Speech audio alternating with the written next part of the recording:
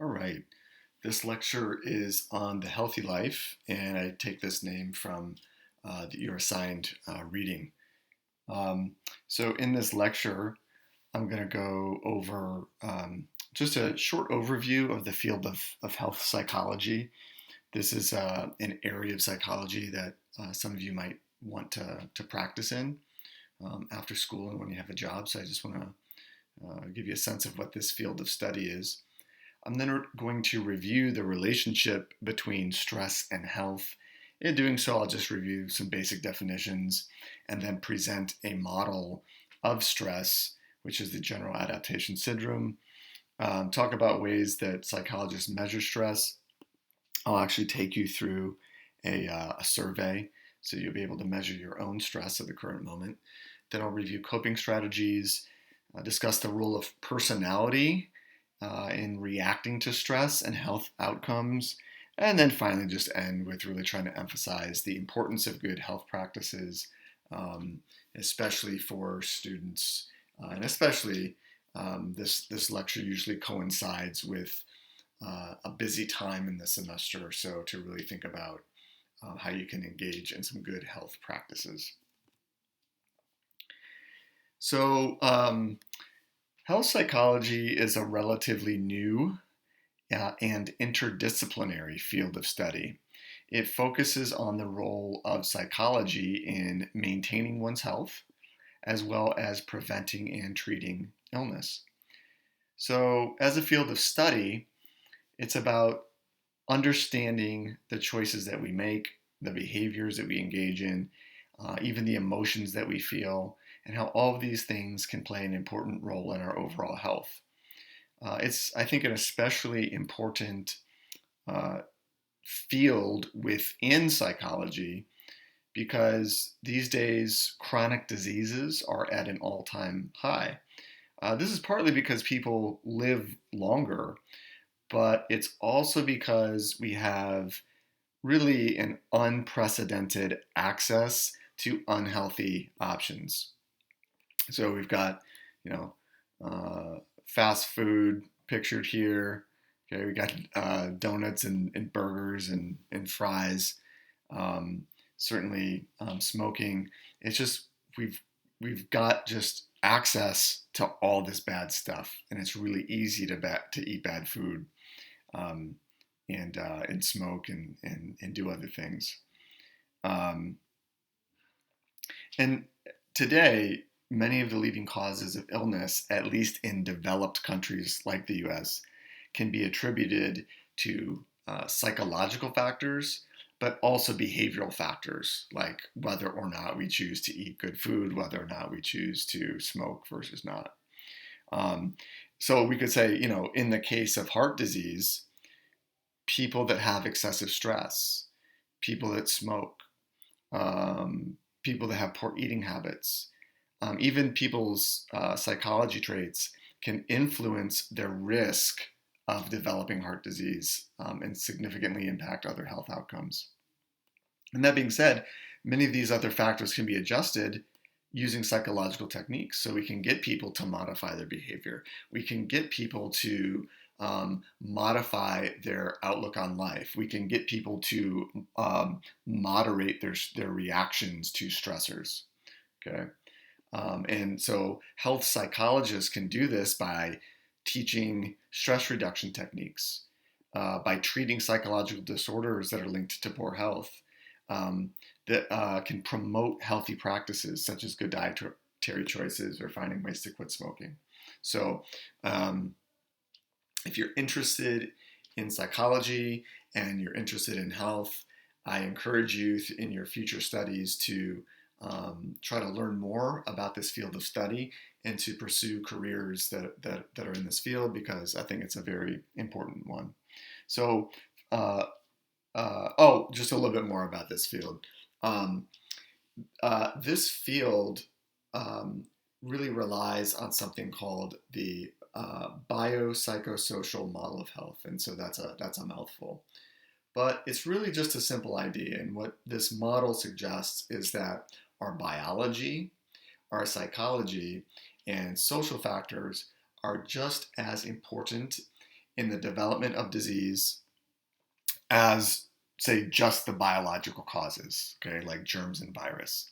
So whereas in the traditional field of medicine is going to be focused more on germs and viruses, but as we've come to better understand the role of psychology, even I would say people that are more traditional medical doctors and practice in the field have really come to appreciate the role of psychology as well as social factors. So indeed, there's a growing understanding of the physiology that is associated with something that is commonly referred to as the mind-body connection. And by mind-body connection, we're just referring to the idea that our thoughts and emotions can affect how our body functions. So people in the field of health psychology they work in fields that are, for example, fields of psychosomatic medicine, as well as psychoneuroimmunology. And so really they're interested in understanding how these psychological factors can really get under our skin, so to speak, and in our bodies and influence our physiology, and in order to better understand how factors like stress and our reactions to stress can make us sick. So the field of, I'll just say the field of psychosomatic medicine is really a field of study that focuses on how biological, psychological, and social processes contribute to physiological changes in the body and health over time. Okay, and then psychoneuroimmunology is similarly a field of study that examines the relationship among psychology, brain function, and immune function. Okay, so there is a growing understanding and appreciation that our mind can absolutely influence our body and can either prevent us from getting sick or can reduce the duration of an illness, can help us recover from a disease, or conversely, our psychology in some ways can become a risk factor for the onset of disease. All right, so that's kind of an overview of the field, but let's talk about the relationship between stress and health. Chronic stress, and by the way, this looks like there's a hyperlink here. I don't think this goes anywhere, or maybe it does, but that's not a working link anymore, so go ahead and disregard that. Chronic stress, that meaning repeated and recurring stress, is a significant concern for our health and our well-being. So stress, which I'll define in just a little bit, it's not just an emotional response that shapes our mood, right? That we feel unpleasant emotions when under stress, but it's also a physiological response that impacts our body.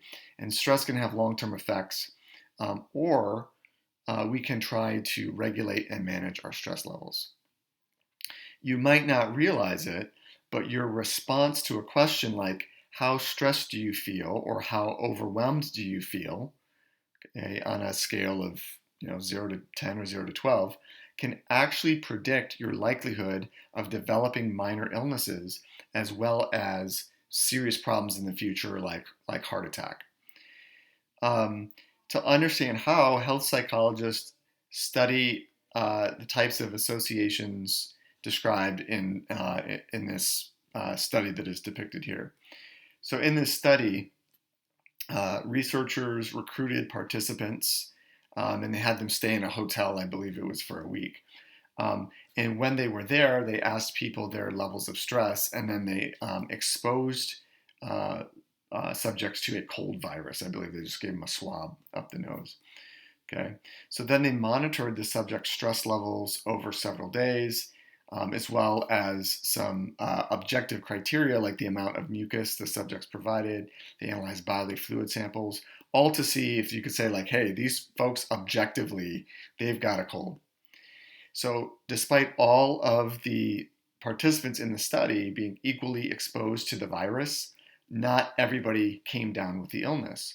And so as you can see, as illustrated in this chart, Findings showed that people who were less stressed when they were exposed to the cold virus, um, and who felt generally more positive at the beginning of the study, were at decreased risk of developing a cold. So what is graphed here on this vertical axis is the number of participants that ultimately caught the cold. Okay, so it's a pretty clear relationship. The more stressed out people reported feeling, the more likely they were to get that cold. Okay, so I've been talking about stress. I think we've all heard the term, of course, but what is it and how do psychologists define it? Okay, so the word was first used in a psychological manner by the researcher Hans Selye. He defined it as a pattern of physical and psychological responses in an organism after it perceives a threatening event that disrupts its homeostasis and taxes its ability to cope with the event. So interestingly, he came up with the idea of stress, not because that's what he was originally intending to study, but kind of because he discovered it, so to speak, almost by accident. He was actually examining the effect of a particular hormone that he thought caused sickness in rats. And so he would inject them with different types of hormones. But what he noticed was that almost every injected hormone ended up producing the same sickness in rats. So what he came to realize that it wasn't the particular hormone that they were getting injected with that was causing the problems. Rather, it was being handled and injected by researchers. Okay, you can imagine for these poor little lab rats, the experience was so awful and aversive that it led to a high state of physiological arousal, and eventually it led to health problems like ulcers. Okay, so this was kind of a discovery on his part of this stress reaction. He also coined the term stressor as a label to any stimulus that produces a stress effect on the body. So based on his research, Selye developed a model of stress that is called the general adaptation syndrome.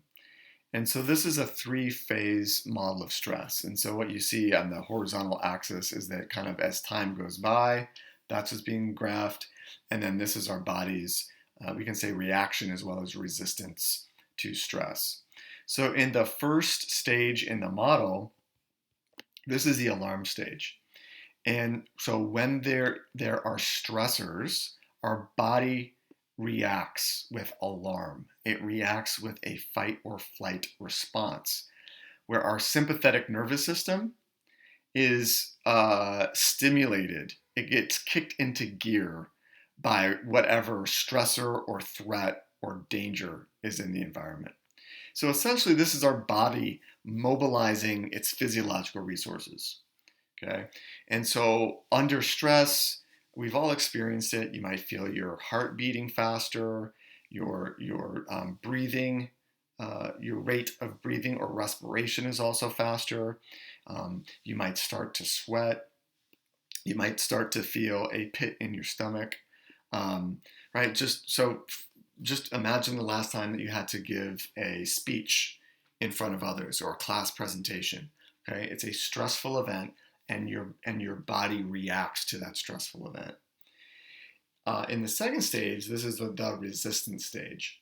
Your body resists and compensates because our parasympathetic nervous system attempts to return many of our physiological symptoms to normal while still remaining on alert for whatever the stressor or the threat is in the environment.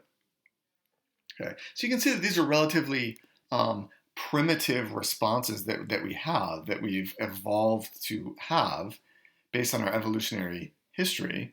Okay, but we have them in our modern world. Okay, and so you can think about perhaps in the days leading up to a speech that you know that you have to give in class, or an important presentation, or maybe an important job interview.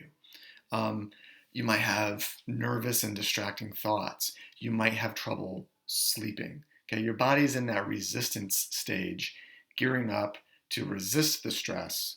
And then if that persists for too long, your body enters into the exhaustion phase.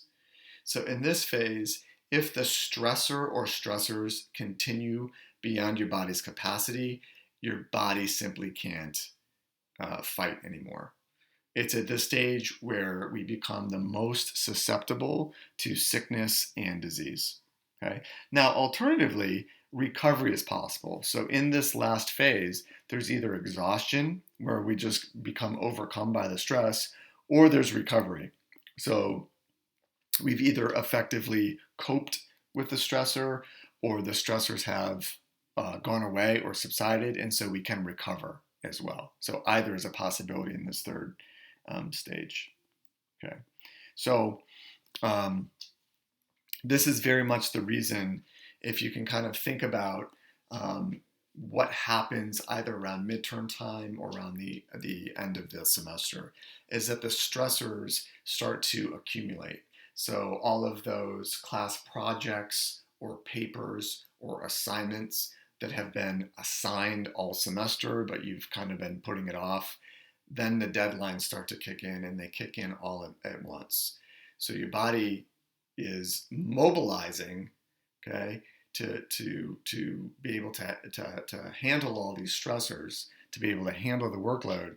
But when it goes on for too long, you finally get exhausted and you wear out, and that's when, we get sick. So since the work of Hans Selye, psychologists have studied stress in all kinds of ways. So including stress as negative events, such as our reaction to natural disasters or major life changes, like dropping out of school or ending a romantic relationship. Also as chronically difficult situations, like taking care of loved ones that have an illness, but also short-term hassles, like driving in traffic or working a customer service job and having to deal with annoying customers. So what we end up having is we still have a biological stress response. We still have this fight or flight response to all of these stressors, whether they're daily hassles or whether they're major life stressors. And having that, being in that alarm phase and having our body resist these stressors can create stress. And so indeed, stress is one of the most studied and most important correlates of illness. And this is just because excessive stress causes damaging wear and tear on the body and is related to disease. And it's not just the major life stressors, but it's having these chronic daily hassles in one's life. This link should work. So this is a link to a lecture. This was a longer lecture, but it's been edited down into about 7 or 7.5 minutes. I encourage everybody to watch it, and there is a chance that there will be an extra credit question on the exam, because I really do want to encourage you to watch it. But this is a lecture that is given with the title of the lecture, Why Zebras Don't Get Ulcers. So why do humans get ulcers? Why zebras don't get ulcers? You might think that zebras would be awfully darn stressed out. They spend most of their life having to look over their shoulder to see if there's going to be a lion coming to eat it. And so this lecture is given by a science writer, biologist, neuroscience, basically a stress expert, Dr. Robert Sapolsky. So what he explains, and kind of giving away the punchline, what he explains is that our body has a stress response.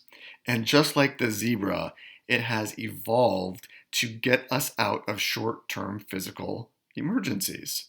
So if a lion is chasing you, you run. And similarly, when our ancestors evolved over many thousands of years of our evolutionary history, there were indeed real dangers and predators that we needed to mobilize a stress response for and run away from, or to fight and have physical combat with, say, other groups of people that might want to, say, take the resources that we have, which should be like access to food or shelter, whatever it is. But of course, as he points out, having these reactions end up compromising our long-term physical health in favor of our immediate self-preservation. And so the thing about it is, when we're confronted with purely psychological stressors, like having to drive in traffic, or having to give an important speech, or figuring out, why isn't my internet working? I really need to check my email, or I just really need to watch that Netflix episode. We end up turning on the same stress response. And the problem is that if we turn it on for too long, we get sick. So kind of gave away his punchline, and most of that is reviewed in the first part of the lecture. But I highly encourage you to watch it. He's an interesting and funny speaker.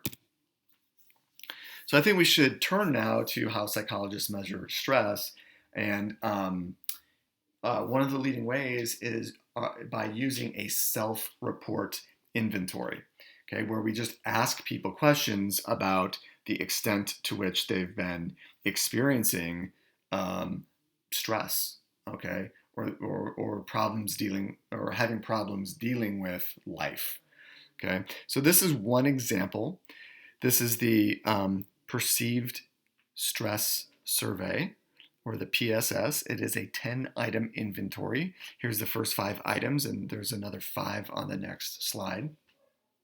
And so if you want, you can just, if you've got something, to just jot down your own answers. You might find it useful to do this, and if you don't do it right now, as you're listening to this lecture, you can do it later. But the questions ask, they give a time frame of the last month, and then ask questions like, how often have you been upset because of something that happened unexpectedly? How often have you felt that you were unable to control the important things of your life? And there's a response scale that is a 5-point scale ranging from 0 to 4, ranging from never to very often. Okay. It's also important to notice that some of the questions are phrased in slightly different ways. So some questions are phrased in a negative direction, some questions are phrased in a positive direction. So number 4 would be a good example of a different phrasing. So in the last month, how often have you felt confident about your ability to handle your personal problems? Okay, here's the other 5. I'll just do just one more as a sample. In the past month, how often have you been able to control irritations in your life? Okay. So anyway, I guess I will leave that for you to go through on your own. But you can notice that there's 10 questions and possible responses on each question ranging from 0 to 4. So a minimum score could be 0, as in not stressed out at all. A maximum score would be 40.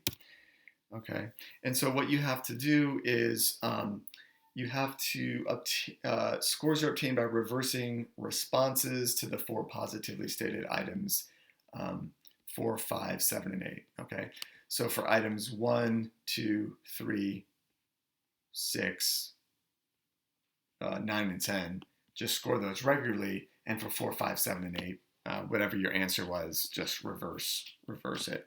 And then when you've got all your scores, you just add it up. And so your stress score is the sum across those 10 items. And so just to present you with some normed data, this was a Harris poll. There's a couple thousand respondents from the US. I forget what year this was done, but it is, provides some reliable means, which is just a statistical term for an average. Okay, so one of the things that I just want to point you to, as you can see, for age category, I would say most of you fall within this age category, and on average, people in this age category from 18 to 29 report the highest levels of stress. Okay, but this would also be considered kind of normed data, so that if you fill out that questionnaire and you sum up your score and you find yourself having a score that is above 14, okay, you're more stressed than average at the current time. And, again, maybe that's the case because this lecture is falling in very close proximity to the end of the semester. It's a stressful time anyway, isn't it? But especially right now, high levels of stress. So I would say a couple things. If you have a high number, uh, maybe try not to get too freaked out about it. Okay, so just recognize that it is perhaps unusually stressful time, and that hopefully in the short term things will become less stressful. But it could signal, the need to really pay attention to what is going on in your life, to think about the stressors that are happening, and to think about how you might find ways to cope with them. Okay, so that transitions into how do people cope with stress. Okay, so because indeed how we end up coping with stress can really have a significant impact on whether we're able to reduce the stress and the health outcomes that we ultimately experience. So psychologists often classify coping into two main categories, as either problem-focused coping or emotion-focused coping. Problem-focused coping involves actively addressing the stressor to solve the issue, okay, where we look at that stressor and we kind of tackle it head on. Okay, so as in the picture, maybe the thing that is the stressor is the important exam that is coming up or the paper that you still need to write. So a problem-focused strategy might just be to spend additional time studying. Okay, maybe that's an additional hour a day. Maybe you're going to carve out time over the weekend. But problem-focused coping is trying to deal directly with a stressor as a way to feel less stress. Okay, so again, stress in many ways is a psychological phenomenon, and it is about one's reaction to a stressor. So a coping strategy is to say, I will feel less stressed once I actively engage with trying to solve a problem. Okay, like I'm just going to study. Alternatively, people might take an emotion-focused strategy. Okay, an emotion-focused coping strategy regulates the emotions that come with stress. Okay, so some people, instead of studying, might take the alternative approach to reducing their stress by watching a funny movie in order to take their mind off the problem. Okay, so you can say, "Hey, I'm just so stressed out. I can't even start my reading. I just can't even sit down to do it because I'm so stressed out. I will feel better. I will feel more calm. I will feel more relaxed if I can get myself in a positive mood. So I'm going to have a little bit of me time. I'm going to watch my favorite show on Netflix, or maybe something in particular that is funny, and I'm going to get my head in a good place." Okay? And so basically anytime that we're directly trying to deal with the stressor, we're engaged in problem-focused coping. When we're trying to reduce the negative emotions that accompany the stressor, we're doing emotion-focused coping. In the short term, emotion-focused coping might reduce feelings of stress. But as you might imagine, problem-focused coping tends to have the greatest impact on mental wellness. That's because with problem-focused coping, the stressor is ultimately dealt with. Okay? That being said, there are uncontrollable events. People get in situations where they might have, say, relationships at work, like a nasty boss, where they don't feel as though they have a lot of control over their situation. Alternatively, very stressful events can happen in our lives. So we might have a breakup with a significant other, in which case there's not too much we can do to solve that problem. We've just got to deal with that stressor. Okay, we could have the loss of a loved one. We could have somebody pass away. Again, problem-focused coping isn't relevant. It's really about emotion-focused coping, and really trying to manage our feelings, and that might be the best strategy. So it's really important to consider the appropriateness of the match between the stressor and the coping strategy in order to evaluate what is the best approach and which one will have the most benefits for me.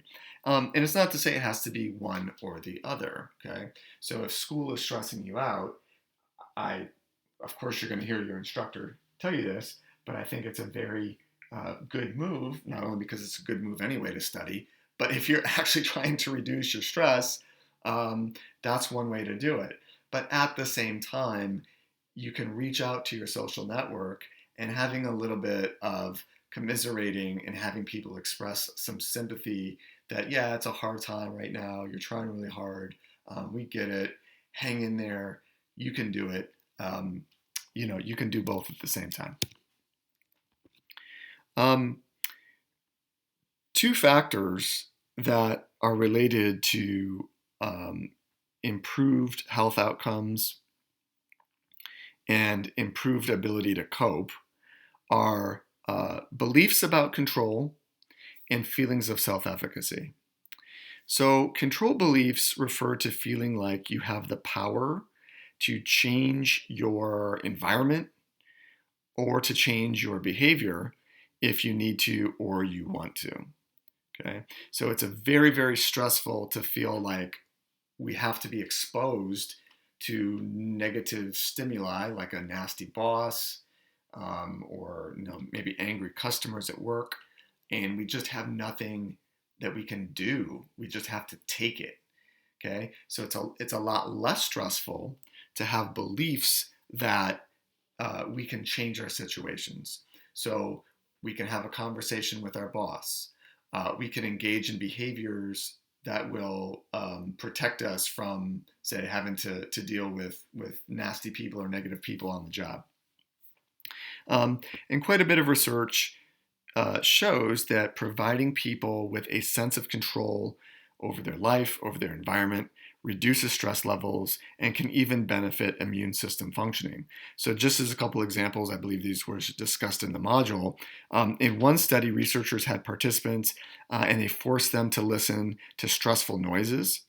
Those who, like loud noises, those who believed that they had control over the noise ended up performing much better on a series of cognitive tasks that they gave them afterwards, even though none of the participants had any actual control over the noise. So it was really beliefs about control that aided them in completing the task. Studies have also shown that among the elderly, okay, so residents in an assisted living facility, they end up living longer and show better health outcomes if you just give them control over something in their life. So for example, something as simple as watering a plant or choosing when their volunteers visited. Just little simple things like this of giving control ends up giving those folks better health outcomes.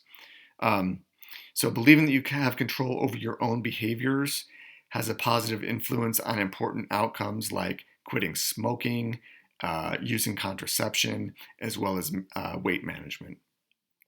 Conversely, when people feel that they don't have control over these behaviors, they don't even try to change. So relatedly, self-efficacy is the belief that one can pretty much accomplish what they want to accomplish or perform at an adequate level in any given situation. So it's very closely related to control beliefs, in that people that have high self-efficacy believe that they can complete their goals. Okay, so therefore, people with high self-efficacy feel like, yeah, I can reduce my health or my stress. Beg your pardon. I can improve my health. I have the confidence. Self-efficacy is really a psychologist's jargon way of saying confidence. Okay, but people with high self-efficacy have the confidence that they can set out to do whatever they want to do. So if that's quitting smoking, if that's starting to eat in a more healthy way, if that's engaging in regular exercise, people with higher levels of self-efficacy have stronger beliefs about their ability to engage in these behaviors and reduce their stress and have better health outcomes. Okay, in terms of other factors that can help us cope, social relationships are critical to our health. They're so significant that some scientists believe that the human body has developed a physiological system that promotes seeking out relationships. Okay, so that in times of stress, we're actually more likely to seek out others. I've lectured before that research shows that social isolation, so not having others, isolating oneself, is similar in magnitude. We know that leads to depression, but research has also shown that the effects are similar in magnitude to health risks associated with smoking. So it really just underscores the importance of social relationships. Okay, so I'm talking about social relationships, two concepts, social integration and social support. Social integration is a concept which describes a range of a person's social roles. And we could also think the extent of a person's sociability, that is, the extent to which they can be sociable with others. So it's the idea here that a person can have multiple roles. So a person can be a daughter, but also a student or a team member. Maintaining these different roles, okay, that is, being more socially integrated, can promote a healthy lifestyle and also promote positive reinforcement from one's network. So in general, people that are more socially integrated have better health outcomes because this means that they have a larger social network that includes several strong relationships with family, with friends, and people that are able to provide different types of social support. Okay, so this is our next concept. So social support can be kind of an actual thing as well as a perceived thing. Okay, so when we talk about actual social support, we're talking about receiving useful resources from others. And those useful resources can be in different forms. So one form of social support is emotional social support. Okay, so this is just what we think about of getting a hug or getting a pep talk, is people are supporting us emotionally. But social support can also be tangible. Okay, so having a friend that gives us a place to stay or a couch to crash on, that helps us move out of our apartment, that helps us study for an exam. And social support can also be advice, talking to an older sibling or a parent or even a professor to say, hey, I'm really trying to get this job. What do you think I should do? Or, boy, I'm having a really hard time in my romantic relationship. You got any advice for me? So social support can come in multiple forms, but the idea is that the larger one's social network and the more integrated one is, that is having multiple different roles, increases the likelihood of getting all of these different types of social support, right? Because we can get emotional support from our family or our close friends. We can get tangible support from friends. We can get advice from people that are professors or mentors, or people on our job or at work. So all of these things can help us cope with stressors. So the bigger our networks and the more integrated we are in them, the better. Okay, so there's been some interesting relationships found between personality, and specifically personality types, and stress. Especially personality types that have to do with having a negative disposition on life, is strongly associated with many health risks. So one of the earliest connections between personality and health was actually discovered in the 1950s by two cardiologists. So doctors that look at heart disease. They made the interesting discovery that there was a common behavioral and psychological pattern among their patients, that is, people that had cardiovascular disease, that was not necessarily present in other patients. So the pattern that they often saw with their cardiovascular patients were associated with negative dispositions. And so this included impatience, competitiveness, neuroticism, hostility, and angry. Also, time urgency is a big one. So you've probably heard of this before, but this is a type A personality and type A behavior.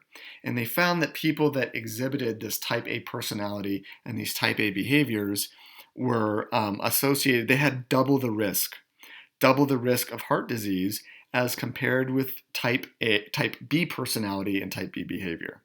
So type B behavior is just defined as the absence of these characteristics. So not competitive, not neurotic, okay, so emotionally stable, not being hostile, not being angry, being easy breezy, right? So the reason that it works is that when hostile individuals are quick to be upset, the resulting anger and the associated stress hormones can damage the arteries of the heart. And then not only that, because type A personality kind of have a disagreeable personality, like they're not so fun to be around, they often lack a social support network. Okay, so type A personality, it's like a double whammy. They not only have the personality disposition that leads them to have more intense and prolonged reactions to stressors, and including a variety of stressors from the serious to the mundane. But then the other factor is they lack the social network that can help them cope effectively with those stressors. So it's a good thing to be positive. And positive traits and positive emotions and positive affect can be protective of one's health. So positive emotions and having a positive outlook on the world have been linked to a wide range of benefits, such as increased longevity, okay, just living longer, the reduced likelihood of developing illness, and better outcomes following a diagnosis of an illness. And this is true even in poor and underdeveloped nations. So this figure illustrates one possible way that it's theorized that positive affect protects individuals against disease. So the first thing is, what these arrows mean here is that when we have increased positive affect, okay, so in general, we live our life, we're happier, we're more upbeat, we have good energy, but we're also we have the lower arousal positive affect as well, like being calm and relaxed. We have a lower, those people that have more positive affect have a lower stress response. That is, take the same stressor, there's less of a physiological stress response. Okay, so there's lower physiological activation to there's less of a psychological stress response, which then means that there's less of a physiological stress response in terms of an actual physiological activation, right? So fewer stress hormones like cortisol and a less suppressed immune system. Okay, so that reduces the likelihood of disease. Okay, at the same time, reduced stress also promotes healthy behaviors. So eating well, right? Don't you notice that when you're stressed, you eat bad, right? But when you're not as stressed, eat better, exercise, okay? don't when we're stressed out, it's like, oh, what a great excuse to start smoking or to have a drink. Okay, less stress, we engage in less of the bad behaviors, more of the good. And so in doing that, so an increase in healthy behaviors also results in less disease. So in short, by having positive affect and positive emotion, that reduces the psychological stress response, reduces the physiological stress activation, increases healthy behaviors, both of which reduce the likelihood of disease, illness and disease. Okay, so the last thing that I want to wrap up with is, really kind of a joke, but I think it's actually more really just understood about college life, which is that given the choice between good grades, social life, and enough sleep, you have to pick two. You can't have it all. Okay, something has to give. You have to sacrifice something in that triangle. One of those vertices you have to sacrifice. So your busy college lives as students doesn't always allow you to maximize all three of these areas of your life. But trying to push through your limits and not get enough sleep can have some pretty negative health repercussions. Okay, and I think that this is especially important to keep this in mind. So in times of stress, we know that our immune systems are compromised. And so, this has been done. These studies have been done with college students. And research among college students that were preparing for final exams, they're not only exceptionally stressed, but they smoke more, drink more caffeine, less physically active, poor sleep habits, all of which then lead to getting sick and other negative health outcomes. So it's, I really do encourage you to try your best to get enough sleep. Research shows that poor sleep quality, as well as not enough hours, relate to reduced learning capacity and poor academic performance. So if the goal is to get good grades, I would have to say, if you have to pick two of these, I would really sacrifice your social life, at least in the short term.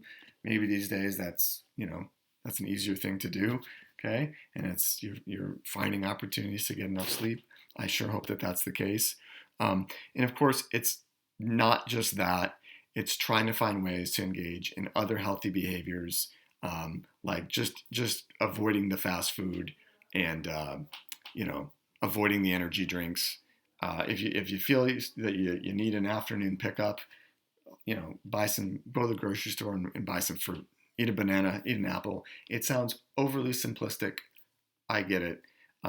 But I think the research is pretty clear, is that when we sacrifice the healthy behaviors and we eat a bad diet, we drink too much caffeine, we don't get enough sleep, it really just compounds on the stress reaction, because the stressors are still present, but we further and further and further limit our ability to engage in that problem solving coping and directly take on the stressor by studying, okay, putting in those hours, if our body is further and further compromised because we're not getting enough sleep and we're not eating a good diet. So anyway, I will leave you with that.